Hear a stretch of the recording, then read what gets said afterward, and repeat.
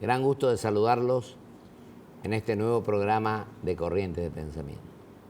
Y hoy está un querido amigo, que no hace falta ni presentarlo, demasiado conocido, que es el doctor Rosendo Fraga, director del Centro de Estudios para la Nueva Mayoría. Querido Rosendo, te agradezco mucho a pesar del tránsito. No, gracias por invitarme. De que estemos acá.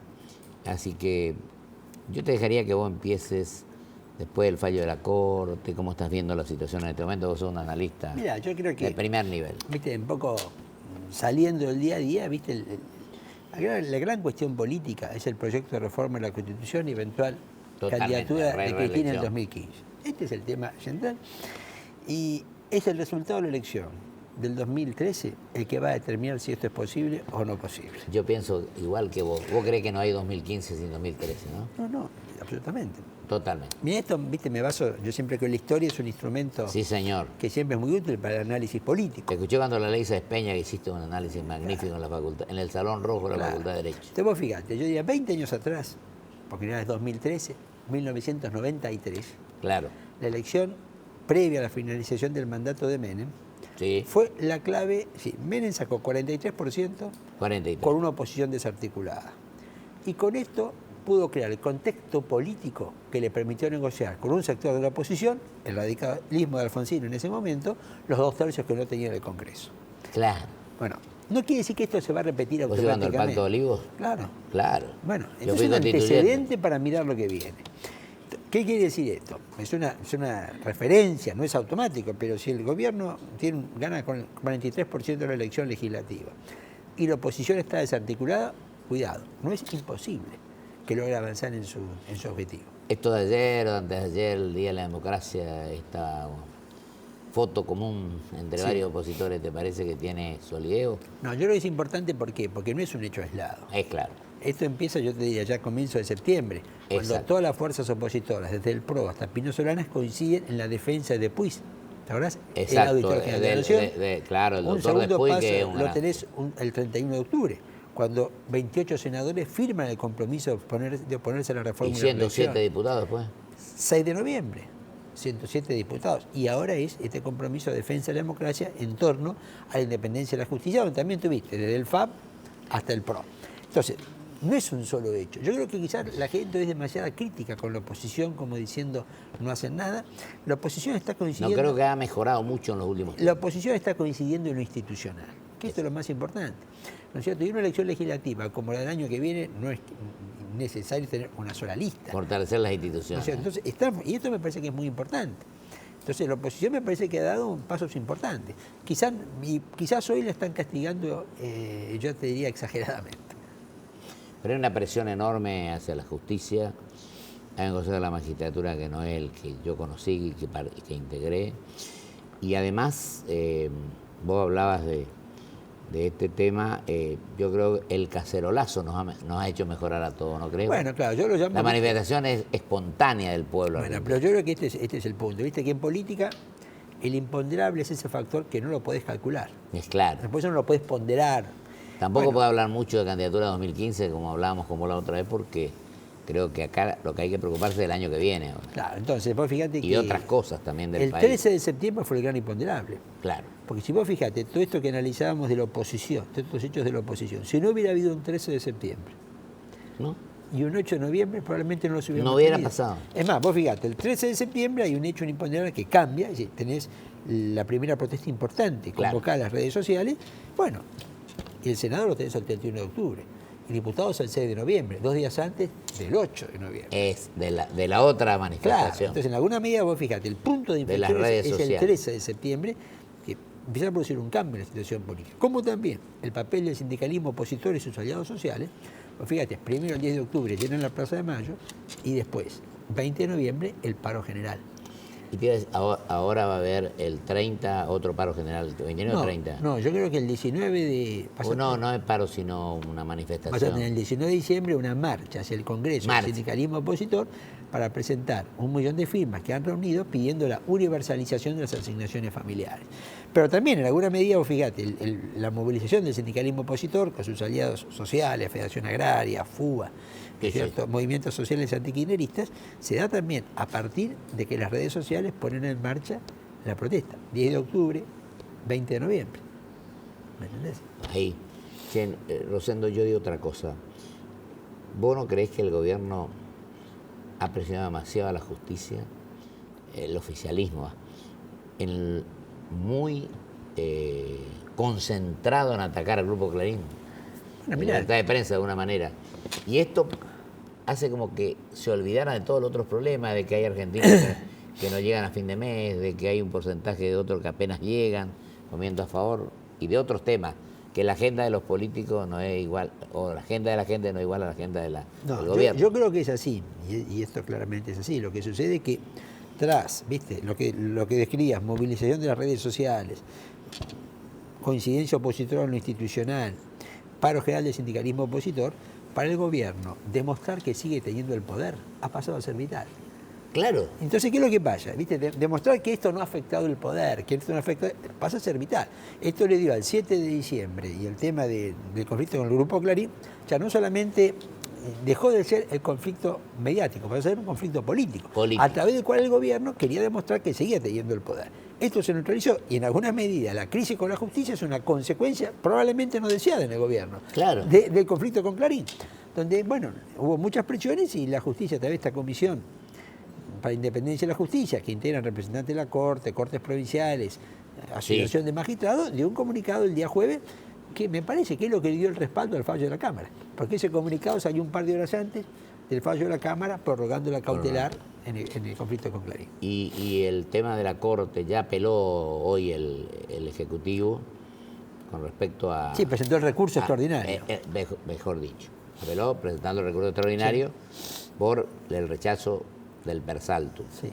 Pero allí hay fundamentos distintos en los votos. Claro, yo creo que esto habrá que ver. Yo no sé, digamos que, como vos bien decís, hay posiciones diferentes y para mí no hay, así como ha habido una aparente cohesión de los 7 miembros de la Corte en rechazar el Persaltum, como vos bien decís, hay fundamentos diferentes. Utilizaron el término improcedente. Claro, hay fundamentos diferentes. ¿Esto qué quiere decir? Que si la Suprema Corte toma el recurso extraordinario y se aboca a la resolución del fondo de la cuestión, no está muy claro qué es lo que va a resolver. En ese caso no. Yo pienso que acá sería lamentable para el país que acá no se hicieran las cosas como establece la Constitución, la libertad de prensa, la libertad de expresión. Pero además, yo creo que la gestión de gobierno como de los poderes del Estado es también bregar por las otras cuestiones que preocupan a la gente, ¿no? Totalmente de acuerdo, pero en este momento, de cualquier manera... Por la manera, en el mundo, por las inversiones, por la inflación, por la corrupción, etc. Esta semana se han cumplido 29 años de restablecimiento de la democracia. Y han pasado muchas cosas. ¿Qué te pareció el acto que organizó el Ejecutivo? Yo creo que lo siguiente, me parece que lo que yo no comparto es haber transformado un acto por el establecimiento de la democracia en un acto partidario. Totalmente. No haber invitado a las otras fuerzas políticas. Claro. Entonces se transformó incluso a expresidentes. Claro, en un acto partidario. Esta sería la crítica que uno le podría plantear. Pero todo esto que está pasando, el conflicto con Clarín, conflicto con la justicia, todo esto, digamos, me parece que lo que te está planteando es que es la primera crisis desde en 29 años donde la economía no es un factor fundamental de esa crisis. Fíjate, no solamente no es siempre, en todas las crisis la economía jugó un papel muy importante. Aún yo te diría que las dos derrotas que tuvo Cristina políticas... Aunque la inflación está en el 30 más o menos. Pero no es el tema que está jugando... Determinante, decís vos. Para nada. Sí, la gente no está... Es decir, estas movilizaciones de las redes sociales, la economía era mucho más la reforma y la reelección que la economía. Es la primera crisis política, ¿no es cierto? Es la primera crisis puramente política, y yo creo que el año que viene va a ser una elección probablemente, porque vamos a tener una economía neutra, probablemente en términos electorales o políticos, claro. Va a ser una elección donde van a ser los temas políticos los que van a definir la elección. El 2013. Claro. ¿Vos crees que la oposición va a lograr, bueno, como vos decías, en realidad para elegir los legisladores por distintas provincias, no hace falta que haya una unificación? Yo supongo que la oposición, como el 2009, se va a organizar en dos ejes. Es claro. Un eje serán los radicales, los socialistas, los restos de la coalición cívica, ¿no es cierto? Lo que es, bueno, el FAP más los radicales, y otro eje será el peronismo disidente y el PRO. Y estos dos ejes algunos más. Por supuesto, ¿no? Ya lo sé. Visiones ideológicas diferentes, ¿no es cierto? Entonces, ahora, ¿qué es lo que yo haría si fuera la oposición? Haría que este compromiso que han firmado los legisladores opositores de impedir la reforma y la reelección se mantenga. Lo firmen los candidatos a legisladores nacionales del año que viene. Está buena idea eso. Porque vos fíjate, que si este compromiso, porque este compromiso en realidad cierra al gobierno la posibilidad de imponer la reforma con los 2 tercios en cada cuerpo, en cada cámara. Ahora, pero hay algunos que se van de los que firmaron. Claro, si la oposición lograra que los candidatos legisladores nacionales de las fuerzas opositoras, que cada uno irá por su lado, un dos ejes, como te digo, firmaran el mismo compromiso, ya estarías presentando una posición mucho más sólida. Así es. ¿No es cierto? Por eso yo siempre digo, la experiencia del 93, el gobierno para avanzar necesita 2 cosas, digamos, más del 40% y la oposición desarticulada. Pero si la oposición logra, insisto, que los candidatos a legisladores nacionales, los partidos opositores... trabajen en común en el Parlamento. Firmen el mismo compromiso. Claro. De ponerse en la reforma y la reelección, yo diría que ya ahí hice un paso muy importante. Me parece muy bien. Nos quedan 2 minutos, Rosendo. Sí. Así que, si vos querés redondear, ¿cómo estás viendo, por ejemplo, este tema de... ¿Cómo crees que va a continuar este tema de la lucha por la libertad de expresión, aunque pueda haber o no, pero la persecución a un grupo determinado? Esto va a continuar. Yo creo que el gobierno tiene una característica, una personalidad. Siempre va a redoblar la apuesta, frente a obstáculos, dificultades, desafíos. No es lo que yo me gustaría que suceda, pero es lo que va a pasar. Entonces, pero en las mediciones, por ejemplo, lo que dice la gente, ¿preocupa la inseguridad? No, la inseguridad es el tema número 1. Y la corrupción también ahora, ¿no? Sí, la inseguridad, inflación y corrupción, ¿no es cierto? Exacto. Y corrupción. Pero cuidado, cuando la gente se movilizó el 13 de septiembre y el 8 de noviembre, lo hicieron mucho más por el problema político que por estos temas. Totalmente. Y esto implica que hay un resurgimiento de lo político. Yo creo que lo político está conduciendo en este momento. Exactamente. La gente de alguna manera está cansada de la confrontación, de la crispación, de la persecución en muchos casos, ¿no? Sí.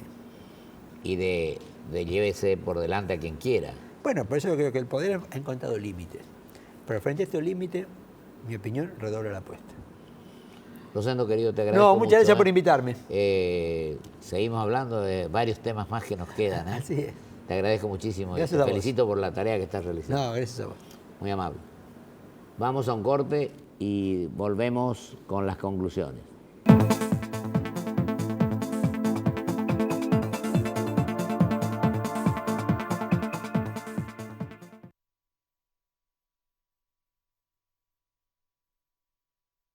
Auspicia este programa. LAN. El encanto de volar. Grupo Petersen, desde 1920, construyendo el país. Con Provincia Seguros, disfruta la tranquilidad de tener todo asegurado. Llama al 0810-222-2444. Consulta con tu asesor de seguros o en nuestras sucursales. Provincia Seguros, una empresa del Grupo Banco Provincia. En Ezeiza estamos terminando el aeropuerto más moderno de América Latina. Inauguración nueva Terminal B. Preparque Internacional. Noviembre de 2012. Aeropuertos Argentina 2000. Soñamos con vos. BBVA Francés. Por un futuro mejor, siempre. Adelante. Porque lo querés de verdad. Lo cuidas mucho. Y tratás de que no le pase absolutamente nada. Pero él ya está grande. Y es hora de que tenga su propio auto.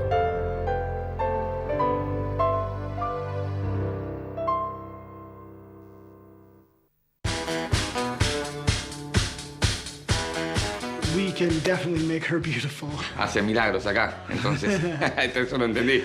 Que te van a dejar hermosa vos. Digo.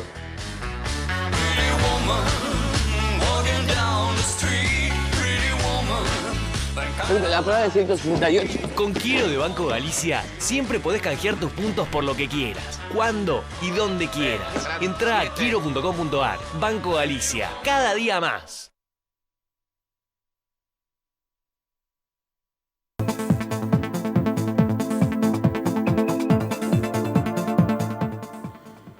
Le agradezco mucho a mi amigo, el doctor Rosendo Fraga, que ha hecho un análisis acertado, minucioso, concreto, sobre la situación por la que estamos viviendo. Sin duda alguna que el pueblo nos ha marcado el camino a la dirigencia. El pueblo ha señalado con total espontaneidad su preocupación, su deseo de ser útil a la República, a los habitantes, a los seres humanos que habitan nuestro país. Y ha defendido intereses fundamentales de la nación. Ha pensado primero en la patria, después en los sectores políticos a los cuales pertenece. Las redes sociales han sido el instrumento por el cual espontáneamente los argentinos se lanzaron a las calles del país con seriedad, educadamente, civilizadamente, haciendo conocer cuál era el espíritu que los animaba, respetuosamente, diría yo, para tratar de que las cosas mejoren en lo institucional, en lo político, en la acción que la dirigencia lleva adelante. Hablábamos con el doctor Rosendo Fraga de que lo político ha recuperado de alguna manera una postura después de que nos sacudiera la opinión pública, los argentinos que dijeron no solamente nos parece mal lo que hace el oficialismo, sino que estamos también en desacuerdo, que no pueda haber entendimiento, que estemos todos contra todos, que no pudiéramos interpretar que la agenda de la gente no es la misma que la agenda de los políticos. Yo digo que en este momento por el cual estamos atravesando, hoy, martes 11, han transcurrido una serie de días. El 9 se conmemoró el Día de la Democracia. Yo, con todo respeto, le digo al Poder Ejecutivo Nacional, al oficialismo en definitiva, que creo que se ha cometido un error. Así como hablábamos hoy con el doctor Fraga, creo que tendría que haberse hecho ese acto, pero invitando a todos aquellos que tuvieron un rol fundamental en la vida de la nación, en la vida del país, incluso a expresidentes, a candidatos, a presidentes de partidos quizás, y no hacer un acto estrictamente partidario, donde no se apeló a las redes sociales, sino se trajo a la gente. Por supuesto, hubieron artistas que actuaron, lo cual me parece muy bien, no me opongo a esto, sino creo que no se cumplió con el rol de tratar de buscar ese entendimiento, esa acción de la unidad dentro de la diversidad para poder obtener resultados positivos para el país. Tenemos que terminar con la actitud del ataque permanente, de exigir a la justicia que se brinde a los intereses de un gobierno de turno. Creo que tenemos que ser estrictamente respetuosos, cumpliendo lo estatuido por el artículo 1 de la Constitución Nacional, donde funcione con total claridad y transparencia el sistema representativo, republicano y federal de gobierno. Y creo que antes que pensar en la reelección, en la reforma de la Constitución, también lo hablábamos con el doctor Fraga, creo que es indispensable que nos aboquemos a cumplirla.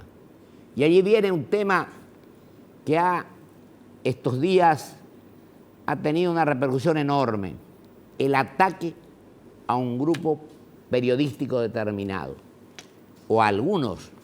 Es decir, yo creo que la libertad tiene que ser la bandera que levantemos en beneficio de nuestra gente y de nuestro país.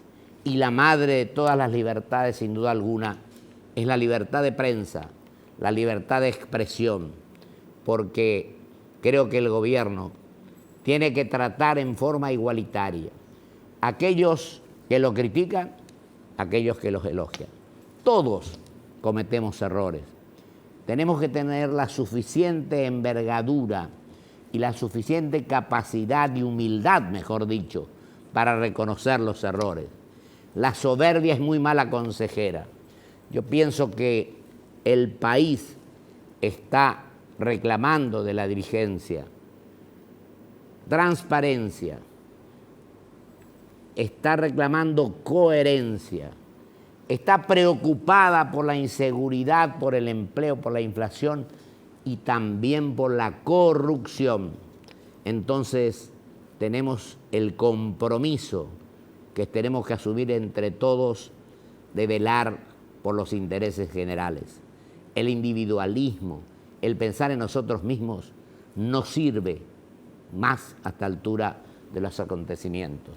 Yo pienso que nosotros, en este momento que estamos viviendo, adoptemos un criterio de elevarnos por encima de las pasiones, por encima de los odios, por encima del revanchismo, por encima del resentimiento, y con enorme pasión y amor a nuestros semejantes, tratemos de buscar un diálogo generoso, amplio.